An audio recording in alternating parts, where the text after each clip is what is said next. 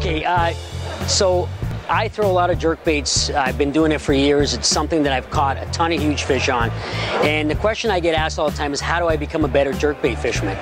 And the one thing that I think is the most important is your setup. Setup is so key and so vital to your success when it comes to smallmouth fishing, especially. So for example, I have a lot of success with the 110s, the +1 and the 110. So a couple things that I'm looking at is if I'm throwing a 110, my setup is pretty much the same in this clear water lake. It's going to be a 6'8" to 6'10", like a Ronin. Double Orochi is excellent. You want something a little parabolic that's got some backbone, but you need that light tip for a few reasons.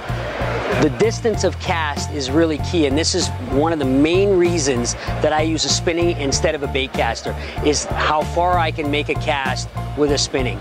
And again, you know, I use braided line as my main line, and then I go to a fluorocarbon leader. Now, the one little trick that I have with the fluorocarbon leader is I'm always changing the length of it. For example, if I'm getting a lot of fish that are kind of biting the back end of the bait, or I'm losing a lot of fish, what I'll do is lengthen my lead. So I'll go, instead of say a standard 3 to 5 foot lead, I'll go to like a 7, 10, even up to 15-foot lead. And what that gives me is more stretch. So if I'm setting the hook on a fish, I get a lot of stretch on that, which means the fish is able to get more of the bait into its mouth. And then when it's trying to jump, I don't lose as many fish. Contrary to that, if I'm getting a lot of fish that are hitting from way out, far away from the boat, and I'm losing them or missing them, then what I do is I shorten that lead. And the reason I do that is because I get less stretch in my line, which gives me a better hook set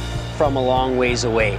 So those are two keys in how I have my line set up, and that makes a big difference. The other thing is color choice and how you choose colors. I mean, in Megabass, we have so many colors to choose from, and that's what's so awesome, because on so many days, and it's happened to me so many times, you never know what they're gonna hit. I'll always have, depending on the conditions, for example, if it's a cloudy day, I want a bait or a color that's going to be a little bit more visible. So I'm going to go to my whites or more opaque or solid colors.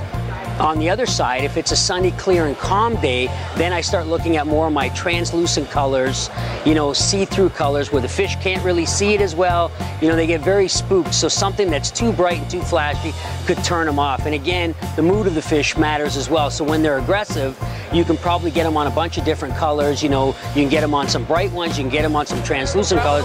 But when they're in that cold front or just kind of off mood or pressured areas, that bait or that color, that pattern that's a little more see-through, where light penetrates, will make a big difference. And a lot of times that's a difference between catching a lot of fish or not getting bit at all.